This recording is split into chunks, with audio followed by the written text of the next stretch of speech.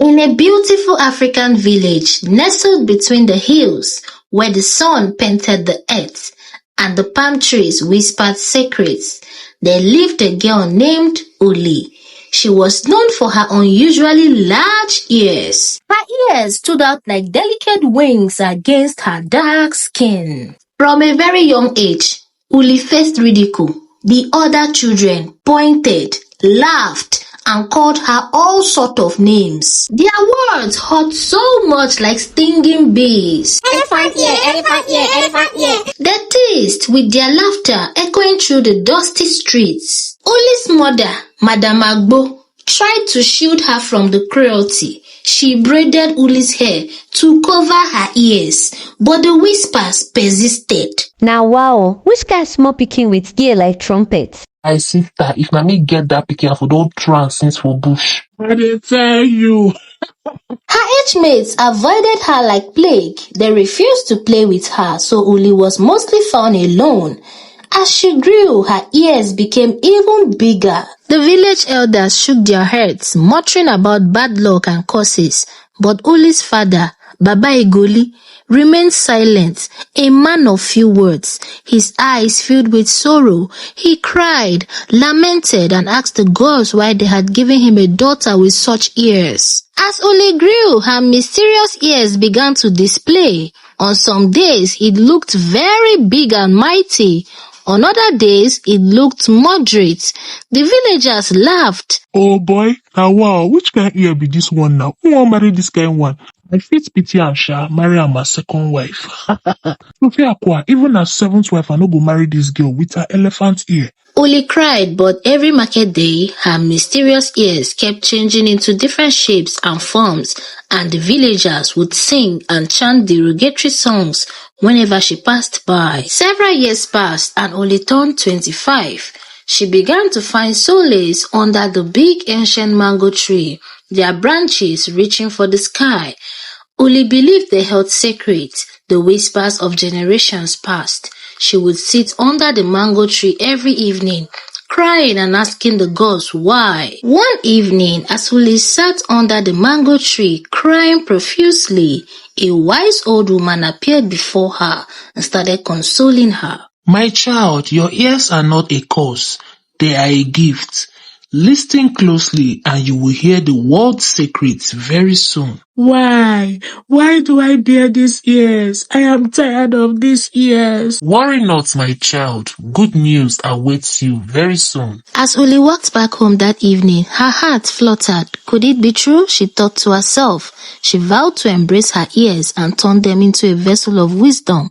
From that day, every evening, she met the old wise woman under the ancient mango tree. They would both gist and laugh. The old wise woman also taught her how to pay attention and listen to things from afar. From then, Olie no longer tried to hide her ears or cry. She walked confidently to the village stream. She also adorned her ears with colorful beads and tiny bells. Whenever she walked by and the villagers tried to laugh at her, she smiled and laughed at them too. Her ears became her compass, guiding her through life's twists and turns. She learned to hear the unspoken, the hopes of the elderly, the dreams of the young, and the secrets hidden in the wind. And then, one fateful day, the village faced a drought. The stream dried up completely. Even the wells ran dry, and the crops withered. The elders gathered, their faces etched with worry. What sin have we committed to deserve this? This is very strange. I wonder why the gods have decided to punish us this way. Mbano, we can't stay like this. How long can we live before we die of thirst? We need to appease the gods. We need to seek for answers. Let us do something. So the village elders started going around seeking the help of so many dibias from far and near, but all the dibias could not provide any proper solution. The villagers became so worried. Every day, they would stand by the stream, hoping for water to come out. They lamented, cried, and sang to the gods. Yet there was no sign of water. The children stood there with their dried throats, crying, and suddenly Olie showed up. Listen closely. Can you all hear the earth? But the villagers could not hear anything. Olie stepped forward as she placed one of her hands on her ear. The villagers all watched her with their skeptical faces. Olie heard a faint trickle, a hidden spring deep within the earth. She led them to the spot, and as they dug, water bubbled forth. The villagers were so shocked, and Olie kept taking them to different spots in the village where they could find very clean water.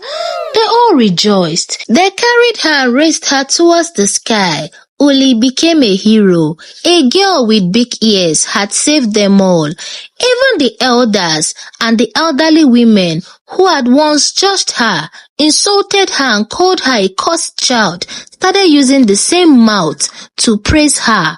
The gods will bless Olie. Such a beautiful girl. My sister, that girl is so beautiful. I wish she can even marry my son. Such a nice girl. The villagers started listening whenever Olie spoke. Her ears were no longer a curse. They became a bridge between two words. Olie heard things they could not hear from afar. The villagers started respecting her so much, they all trooped to her house daily with different delicacies. Her parents became extremely proud of her. They were so happy. The young men who had once insulted her and called her all sorts of names started trooping to her house, kneeling and begging for her hand in marriage. But Olie rejected them all. She only accepted to marry the crown prince. They eventually got married, and together they ruled the kingdom happily and peacefully.